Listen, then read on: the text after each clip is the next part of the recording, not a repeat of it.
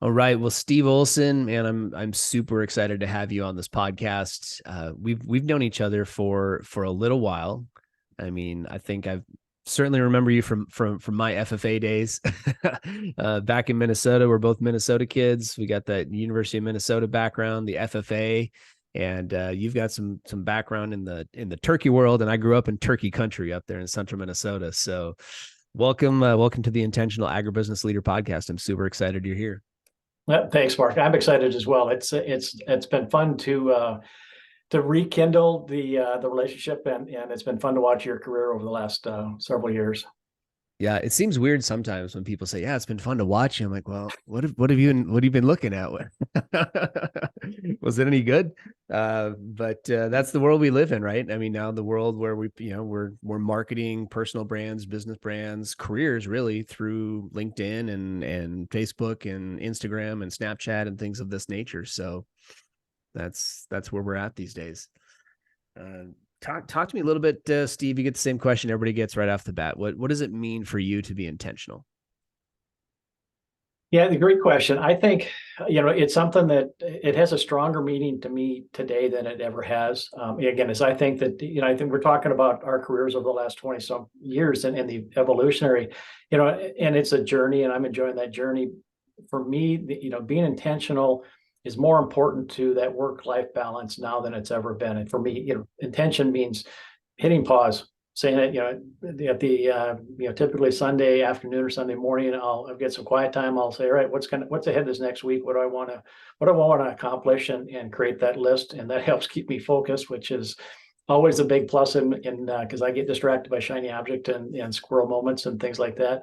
But that's also what I help what my clients do. I work with agricultural leaders, teams, associations, and industry sectors, and help them intentionally look at the future and say, what's on that horizon, and what do we need to be doing today to position ourselves to, prevent that challenge down the road and to take advantage of opportunities. And so it's that hitting pause and saying, all right, where are we at, where do we need to go, and how are we going to get there? Mm-hmm.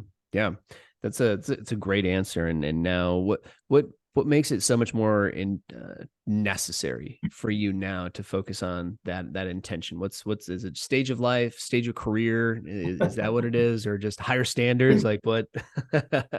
All of the above, I think. I think it's certainly a stage of life, and so for 19 years, I had been the executive director, as you mentioned, for the Minnesota Turkey Growers, the Chicken and Egg Association, Midwest Poultry Federation, and a couple other poultry organizations. And then 4 years ago, I transitioned and started a consulting business. And it's one of those things. I love what I did. I love working with farmers. I still get a chance to work with farmers.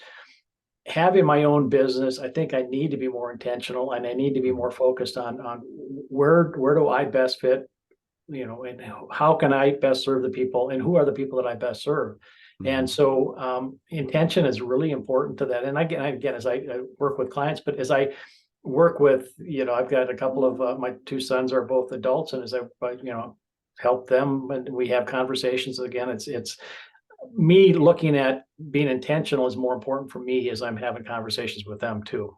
And likewise, for them to figure out what direction they're going. Both have very entrepreneurial mindsets, and again, I think that being intentional is important. Yeah. Well, over the years, you've certainly worked with a lot of different organizations. Being in the association world, obviously, each of those organizations that you ran has a lot of members to keep it going. So you've been able to look under the hood of a fair number of companies and help them solve the challenges inside and outside of their organizations. And in the context of our work here today, I'm just curious, what have you seen has been working? Excuse me. Let's parse this out. Let's look at member organizations, and then let's look at associations themselves. So we'll split it into two. Let's go member organizations first. So when you think about things that they're doing with them for employee retention, to keep people educated, to keep people on their edge professionally, what are you seeing some of the best practices are with organizations and the members of the organizations that you've served?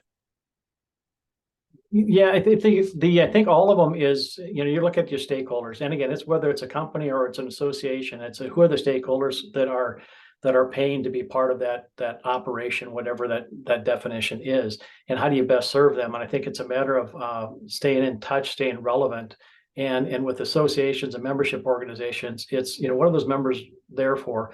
In the case of farm organizations, it is typically they're there because of the government affairs.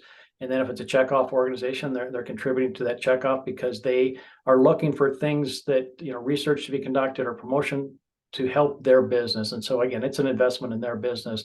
And, the associations and membership organizations are basically, it's working together, collaborating, doing something together to have a greater impact than any one of them could on their own. Mm-hmm. Yeah, that makes sense. So as you look at within associations, like why is intentional leadership so important for those organizational leaders, especially as it pertains to having good people and keeping good people around on their teams? Yeah, again, I think that's just like any organization, having the right people on the team. But it's also a matter of having the leaders at the organization, whether that's staff and or board leadership, that have the ability to look down the road and say what's coming at us, what do we need to do as an association or as an organization to serve the needs of our members. And part of that is how do we keep engaging with new members and younger members and meeting their needs. And so that means that they need to be in tune with what's going on in the marketplace and with what's going on in society to be able to meet members where they're at to provide those kind of services that they need. And again, legislative government affairs I think continues to be at the top of the list there because having a voice in those policy making decisions, if they're not there, someone else is going to make that decision, and it's more likely it's their perspective is not going to be factored in. Mm-hmm. Yeah. And I would imagine those relationships, those personal relationships with the employees of those, various associations and organizations representing, whether it's a checkoff program or whatever, having some consistency in those roles has got to be important for that legislative voice, right? Yeah, certainly. Legislation is, again, is it many things, but relationships and having that trust and trust is and credibility is hugely important to those policymakers. If they have a lot of issues to deal with and they need reliable information in order to help them make decisions. And if you abuse that trust, then they're not going to believe you. You're not doing a service to your members. So it's a matter of building that relationship, knowing who to call when something happens. And we had cases, back in, I think it was 2014, we had a propane crisis going on. There was a shortage of propane, but having the relationship with the elected officials and their staffers, as well as the agencies, certainly helped us navigate through that. And again, there's plenty of, high path avian influenza is something we dealt with in 2015, and then again last year. But in 2015, it was the relationships that we had built with the Board of Animal Health and with USDA helped us in a crisis situation. And again, the credibility and that ability to work together is key. I'm reflecting a little bit as you talk here. These conversations, the work that that you guys are doing, or that other associations are doing to lobby on behalf of agriculturalists, right? The person who's sitting down tonight having a slice of turkey or a turkey sandwich is never going to know that these conversations are happening, right? That this is part of what it takes to keep the food coming from the farm to that dinner table. There's so much intention throughout the industry at every level, right? Of just people who care, people that really, yeah, it's just I'm reflecting a little bit as you talk about that. Because you don't when you're sitting down to dinner, I know with my kids at night, we had lamb last night, and we're not sitting here thinking about all the stuff that went into it. So, yeah, and that's a great comment. Nor should you have to. I think that, right. Again, part of that's that the American farmers build the trust in the consumers, that they know that we're doing the right thing and that we care about what we're doing. And again, that's one thing that we talked about in working with farmers, again, in the poultry industry, is that they care about what they're doing. They care about that animal health and making sure that it gets what it needs when it needs it. And if we do our job right, consumers shouldn't have to. On the other hand, we also, again, part of a job of an association is to help consumers understand and what it does take to produce, food, whatever type of food that is, whether it's corn, soybeans, poultry, beef, whatever. And we have have to build that trust so that in order to be able to continue to do things that we need to do. Yeah. You and I spent some time just before this chatting about a number of different things and reconnecting. And one of the things that I thought was really interesting is you're talking about how to make meetings better. I know it's not necessarily on my list of questions for you today, but I wanted to dive into that because I have sort of a Me Too moment. Like one of my passions is about creating training programs that people would want to come back to. And we've all been through those those meetings where it's just one PowerPoint after another, just run one speaker on a stage, and everybody's uncomfortable and drank too much coffee or drank too much the night before, and they need to move around. You got to engage their brains, but it's just like it's just looking at the audience. They just look dead in the eye, right? So just talk to us a little bit, Steve, about what you're doing to help some of these meeting planners and association members be able to create better resources, better meetings for attendees. Sure. Yeah. So I work with agricultural leaders and help them make decision-making discussions or facilitate decision-making discussions for them. And so I do that with planning or creating strategic direction. The second area is Conference 360, and I'll talk about that in a minute. And the third area is kind of big picture, impactful initiatives. And so it's working on bringing the right people together to have discussions on some big topics like food as medicine, ag technology, ag talent recruitment, those types of things.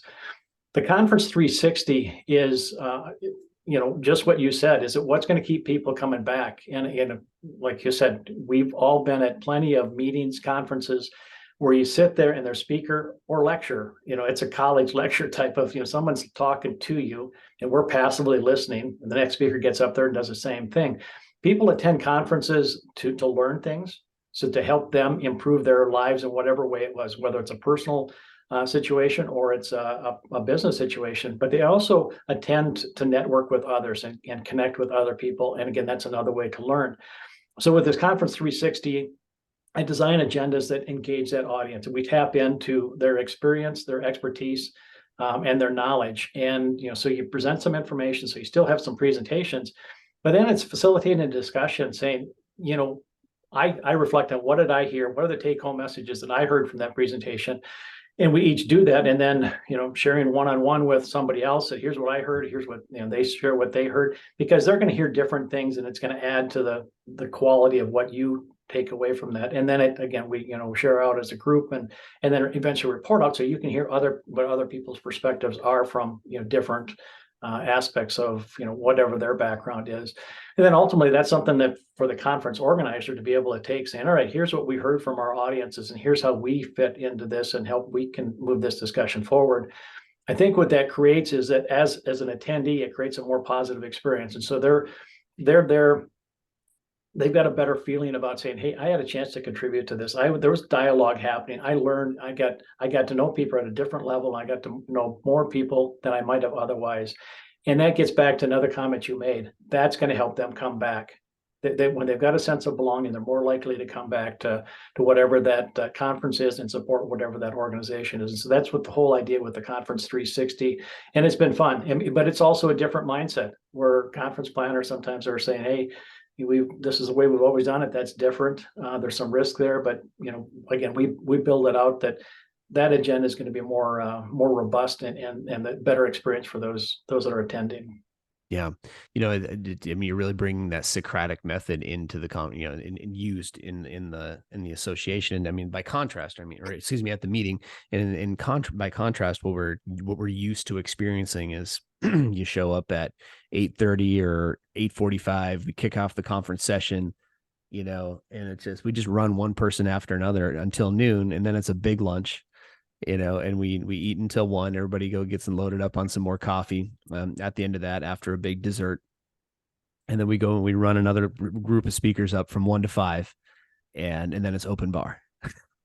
Exactly. and the motivation is to can you like stick it out until the free booze is available.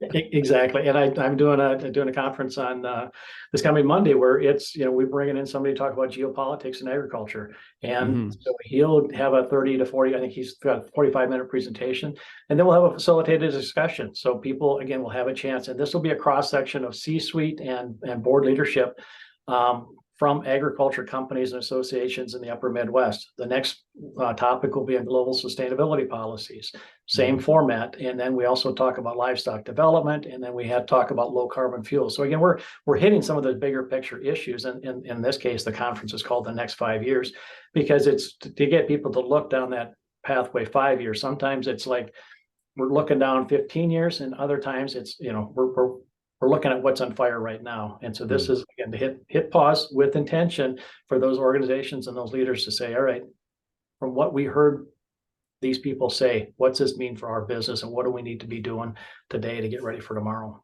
Do you think has being in this post-COVID world, has that opened the door for you a little bit to have this conversation? Because what my hypothesis would be that we're maybe a little more choosy about what we decide to go to for some reason now in the last 3 years, because everybody kind of for a couple of years got used to just not going to things. And I don't know, what's your take on that?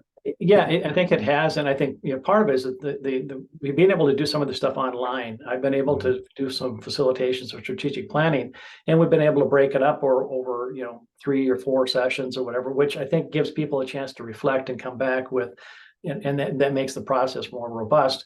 In this kind of a situation, I think that people are wanting to get back together. They want to have that new level of discussion.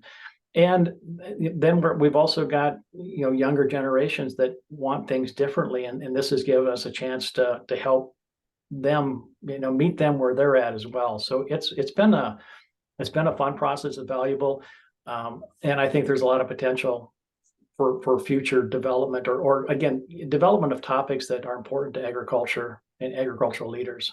Yeah, I agree. Well, a couple more questions here before we start to bring things in for a landing, Steve.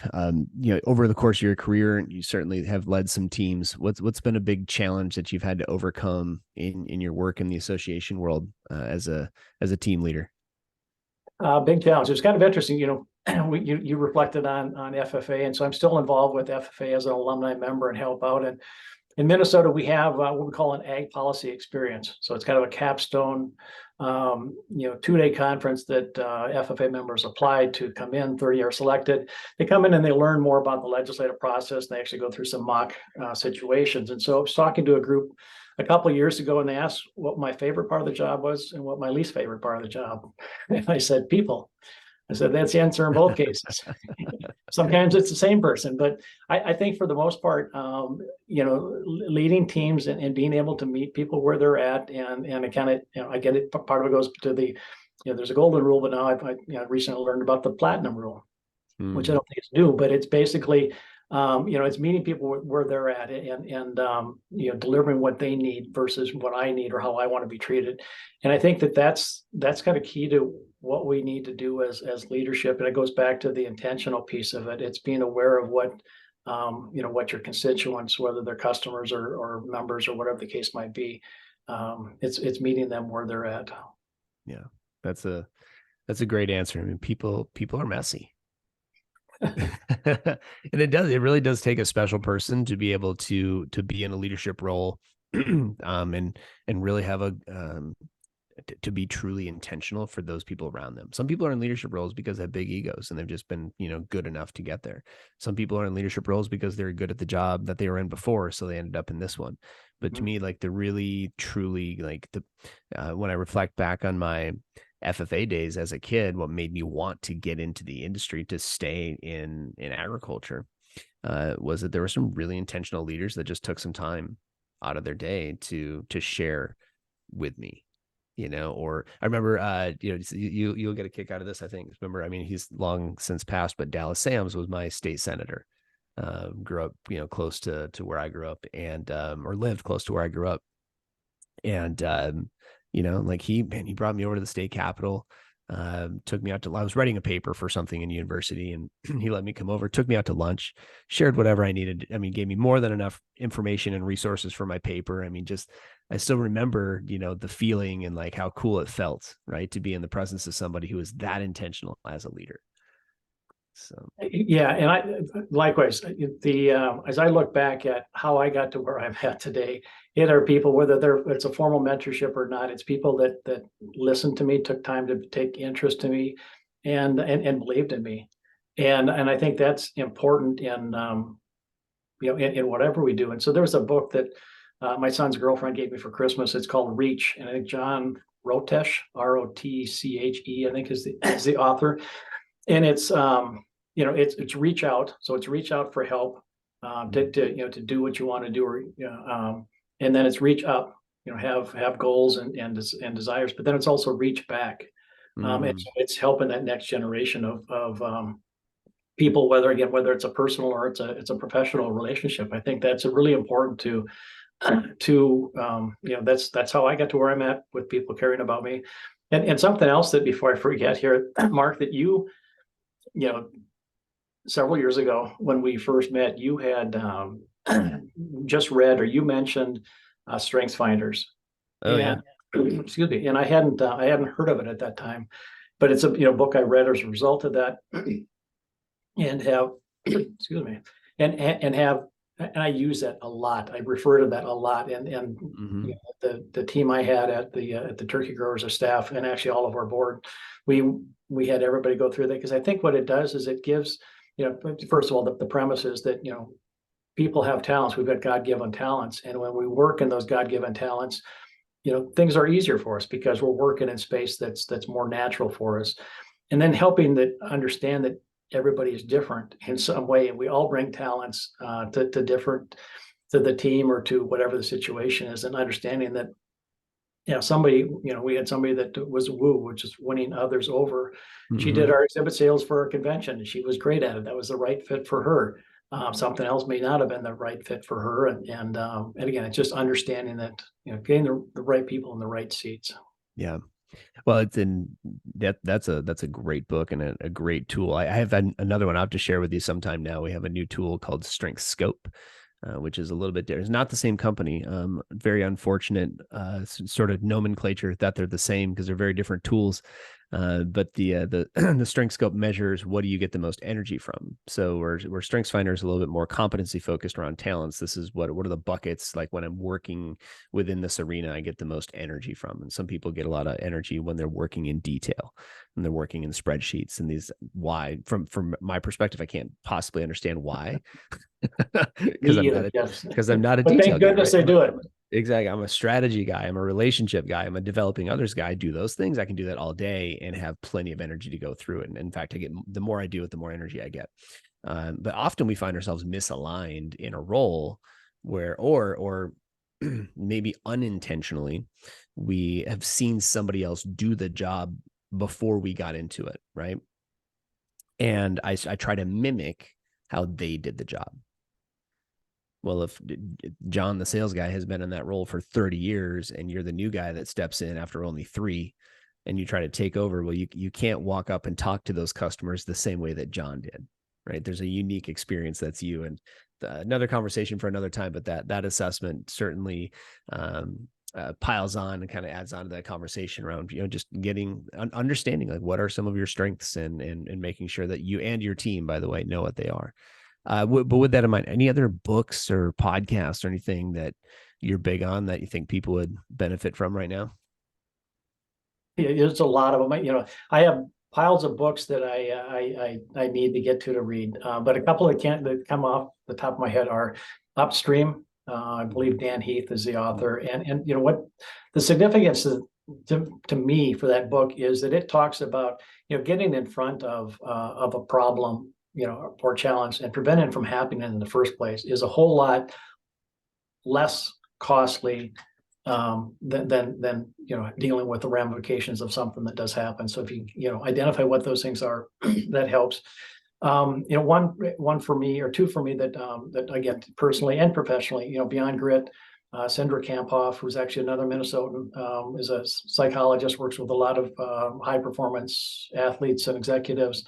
And it talks about the grit to be able to work through things.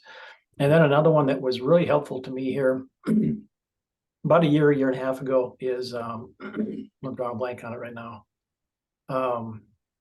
The Belief Zone by Ursula Mentjes. And again, from a personal standpoint, where I was at with the evolution of my business, I think we all have these times where we're saying, all right, is this the right spot for me, or am I the right fit, or is that imposter syndrome? And I read some things in there, go, no, okay, I'm headed the right direction, and it kind of it gave me the perspective I needed it, and that's what I look for from books, is something that's going to give me some perspective that again helps me help others and help them move forward. Yeah. So that was Beyond Grit. Right. Yep. Yeah. Beyond Grit And by, yeah, yes, Sandra, by Syndra. by Sindra. Got it. Yep. Cindra. Okay. Got And it. Campoff is Kamphoff. Campoff is a very Minnesota name, so that definitely rings true. And the other one was Belief Zone. Right. Yep. Okay, got it. We'll try to link those up. So, well, great, man. Well, Steve, any last thoughts before we end our time here today? No, I appreciate the opportunity to to talk in more depth with you, Mark, and I think what you're doing with this podcast is great, and it's needed. There's certainly enough stuff going on that intentional agribusiness leaders are being, agribusiness leaders being intentional Mm-hmm. is important, and there's and it's great that there's resources out there to help people again take that step back and figure out what direction to go. Yeah, I agree. What we're finding is there is so much intellectual property leaving the industry every day due to retirement. And that's just one aspect, by the way. But there's tons of just people. I think I talked to a recruiter who, there's just an appalling number of CEOs, in some of these cooperatives and independent retailers that are just set to retire in the next 36 months. Incredible. I mean, more than you can fathom, to where we think like, well, how are we going to fill these roles? Right? How are we going to have the right kind of people available? Where's this knowledge warehoused? And this certainly, right. You get there through experience, you get there by reading your own books, and you get there by taking tries. But I thought, man, could we just, create a resource where we interview the people around the industry and get their take on it and share that in a collective free resource like a podcast, so that we can get, encapsulate this a little bit, and be able to share and then leave that as a legacy. And thanks for being a part of it. It's been fun to reconnect here, Steve. You're welcome. Thanks, Mark. Mm-hmm.